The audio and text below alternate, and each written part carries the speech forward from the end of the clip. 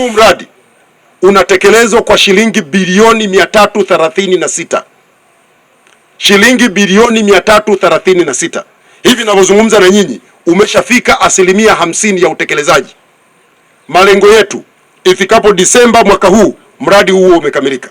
Huu mradi hapa ukikamilika, bwawa la Kidunda litakuwa na uwezo wa kuweka lita za ujazo ama kukusanya maji lita za ujazo bilioni 190, na maji haya yataelekezwa katika vyanzo vyetu vinavyochakata maji kwa ajili ya kwenda Dar es Salaam na kwenda mkoa wa Pwani na maeneo yote yanayohudumiwa na mamlaka ya maji safi na maji taka Dar es Salaam, DAWASA. DAWASA inahudumia watu zaidi ya milioni 7.4. Ni lazima mamlaka hii iwe na chanzo cha uhakika cha maji. Katika mgawanyo wa maji yatakayozalishwa kupitia bwawa hili la Kidunda, tumeamua katika zile lita bilioni 190, lita bilioni 2 tu ndio zitakwenda kwenye matumizi.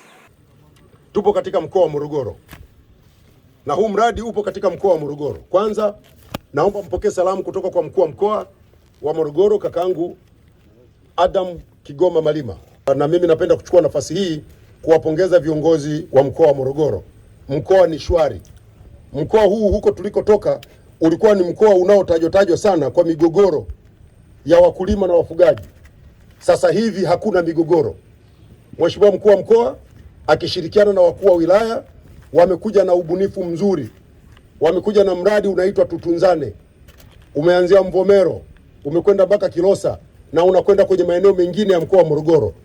Mradi wa Tutunzane ni mradi wa kutengeneza amani na utulivu na kuongeza tija katika uzalishaji kwenye kilimo na ufugaji.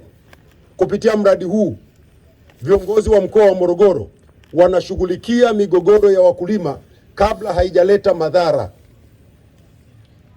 Kupitia Tutunzane, wafugaji wanaelimishwa kwamba mkulima kwako ni muhimu kwa sababu anakuzalishia chakula, na wakulima wanaelimishwa kwamba wewe mfugaji kwako ni muhimu kwa sababu anakuletea kitoweo.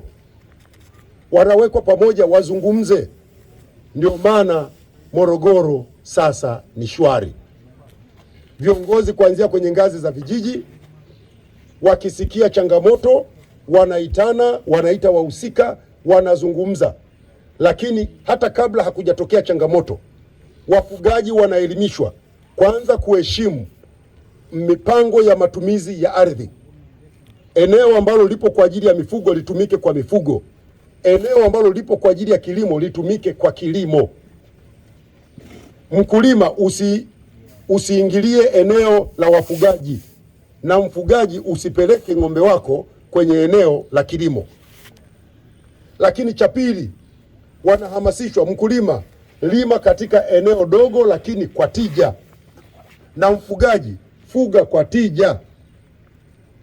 Badala ya kufuga ng'ombe ana umri wa binadamu miaka 20, ng'ombe miaka 3 muuze.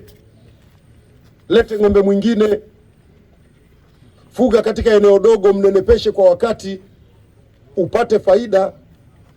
Kuna sababu ya kutumia eneo kubwa. Tengeneza malisho, ng'ombe wako ale sehemu moja, anenepe vizuri, akifikia uzito unaostahili unamuuza, unamleta mwingine, unapata faida. Morogoro imekuwa ni mfano mzuri. Naomba kuchukua nafasi hii kwa niaba ya serikali kuwapongeza sana viongozi wa mkoa wa Morogoro wote, kuanzia viongozi wa vijiji, wa kata, wa tarafa, wa wilaya mpaka wa mkoa kwa ubunifu huu mkubwa.